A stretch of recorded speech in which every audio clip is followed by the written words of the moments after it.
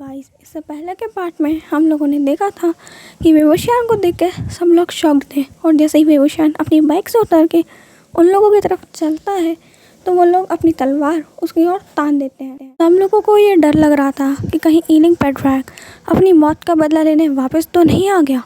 और उन लोगों की तलवार अपनी और जियांग याली के सामने देख के बेबूशान को डर लगता है कि कहीं ये लोग उसको और उसकी बहन को हार्म तो नहीं करेंगे। बेबूशान को उससे ज़्यादा अपनी बहन की चिंता थी, तो वो अपनी बहन के सामने जाकर खड़ा हो जाता है।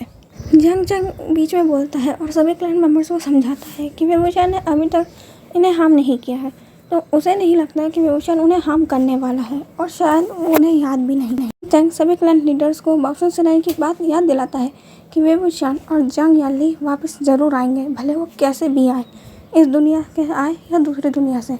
तो उन्हें जियांग चैंग कहता है कि उसे लगता है कि ये शायद दूसरे वर्ल्ड के हैं। बेबूशान को उनकी बातें समझ तो नहीं आ रही थी, पर वो इतना समझ गया था कि ये लोग किसी सीरियस मैटर पर डिस्कस कर रहे हैं। और वो उतने में पीछे से जाकर याली को बोलता है, तुम्हें कुछ समझ आ रहा है? याली बोलती है, नहीं ब्रदर, मेरे को भी समझ नहीं आ रहा है। और वो लोग उनकी तरफ ही घूरने लगते हैं। तब सभी क्लैन लीडर देखते हैं कि जियांग याली और बेबूशान उन्हीं को घूरे जा रहे हैं। सभी क्लैन लीडर्स पूछते हैं कि ये क्या चीज़ है जिस पे आप लोग बैठे हैं। बेबूशान कहता है, मेरी बाइक बीस्ट नाम है। बेबूशान का ये बात सुन के जियांग याली बोलती है, उन्होंने उसका नाम नहीं पूछा था, उन्होंने पूछा था कि वो क्या चीज़ है। बेबूशान कहता है, मेरे को पूरा इंट्रो देना अच्छा लगता है। जियांग चैंग और नैन वांग जी सोचते हैं कि इसको चीज़ों का नाम रखना अब भी नहीं आता। पहले अपनी तलवार का नाम इतना अजीब रखा था और अपनी बाइक का नाम अब बीस्ट रख के रखा है।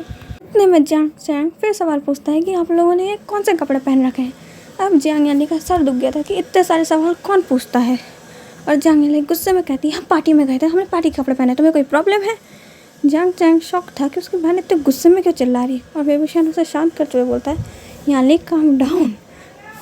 जिनलिंग को और वहाँ सभी क्लैन मेंबर्स को शॉक लग रहा था कि जियांग याली जो कभी गुस्सा नहीं करती वो आज इतना गुस्सा कर रही हैं।